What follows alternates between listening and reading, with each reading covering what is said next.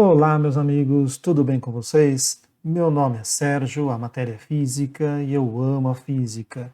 E hoje estamos na nossa aula número 12 de cinemática e a gente vai continuar nosso estudo de movimento uniformemente variado.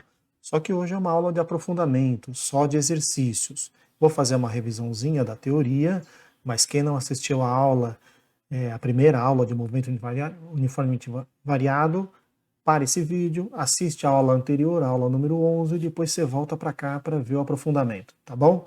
Toca para a vinheta, galera.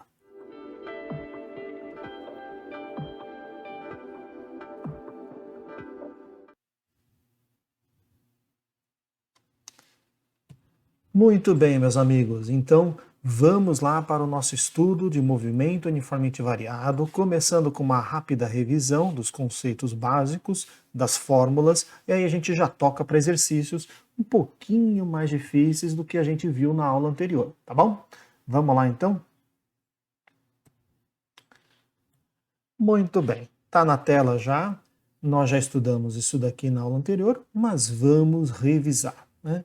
Características do movimento uniformemente variado. Esse variado, né, o move, esse V de variado, é porque a velocidade é variada. Ou a velocidade aumenta continuamente, ou a velocidade diminui continuamente, mas ela é variada.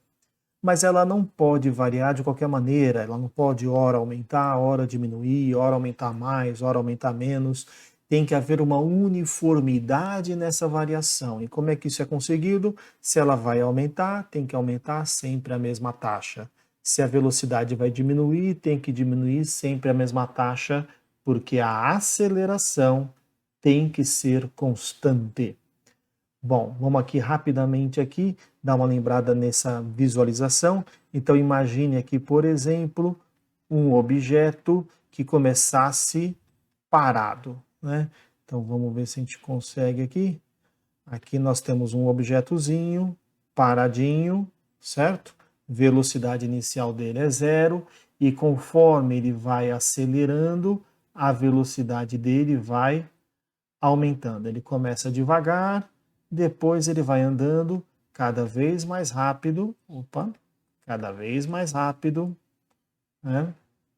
Aqui o tempo vai passando e ele vai cada vez mais rápido, e conforme o tempo vai passando, ele vai cada vez mais rápido. Por exemplo, se a aceleração dele tiver 3 metros por segundo ao quadrado, isso eu estou criando agora, esse exemplo, né? Isso significa que a cada segundo a velocidade aumenta 3 metros por segundo. Então, na primeira foto, a velocidade inicial é zero. Se eu deixar passar aqui um segundo, deixa eu só desclicar aqui, senão ele vai ficar transformando tudo para figura. Então, depois de um segundo, a velocidade dele passa a ser 3 metros por segundo, porque a aceleração dele é 3 metros por segundo ao quadrado. Então, a cada segundo, a velocidade aumenta 3 metros por segundo. Se eu deixar passar mais um segundo, a velocidade dele agora vai ser 6 metros por segundo. Se eu deixar passar mais um segundo, a velocidade agora será 9 metros por segundo. Se eu deixar passar mais um segundo, a velocidade agora vai ser 12 metros por segundo. Então repare que a velocidade vai aumentando continuamente, sempre na mesma taxa, o que significa que a aceleração é constante. Essas é que são as características do movimento uniformemente variado. Vamos agora lembrar rapidamente as equações, porque hoje a gente vai usar bastante equações aí, galera. Então vamos lá. A primeira equação, famosa equação do vovô ateu, V igual a V0 mais a aceleração vezes o tempo. Vou só lembrar verbalmente, na aula anterior a gente escreveu tudo isso, aqui é só para fazer uma revisão. Esse V é velocidade dada em metro por segundo, esse V0 é velocidade inicial, é a velocidade que ele começa o movimento, dada em metros por segundo. Esse A é aceleração, dada em segundos. Esse T é tempo, Esse a aceleração é dada em metro por segundo ao quadrado, perdão, e o t é tempo dado em segundos. Aqui nós temos a segunda equação, a equação do sorvetão, que relaciona espaço com tempo.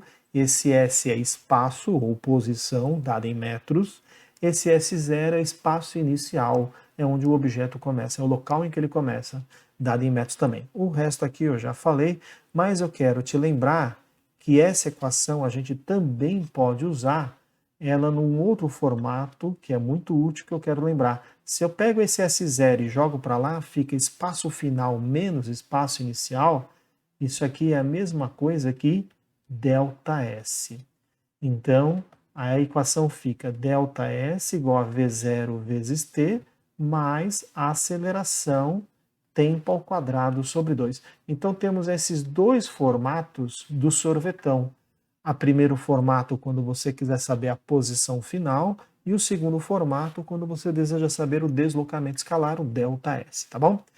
A terceira equação, ela é extremamente útil, tá? É a famosa equação de Torricelli, especialmente útil porque não tem o tempo.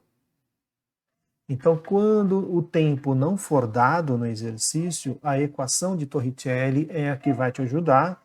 O V eu já falei aqui em cima, V0 eu já falei, a aceleração eu já falei, ΔS eu já falei, que é deslocamento escalar, é a variação do espaço. E esta última equação aqui, a quarta equação do MOVE, é a formulinha da velocidade média, que em qualquer movimento pode ser dada como ΔS sobre ΔT, mas no MOVE, e somente no MOVE, a velocidade média pode ser calculada como espaço inicial mais espaço final sobre 2. Então você pode igualar essas duas equações.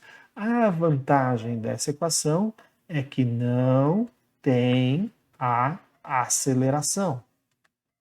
Então, quando você for fazer um exercício em que a aceleração não foi fornecida, aceleração, tá difícil sair essa palavrinha hoje. Pronto.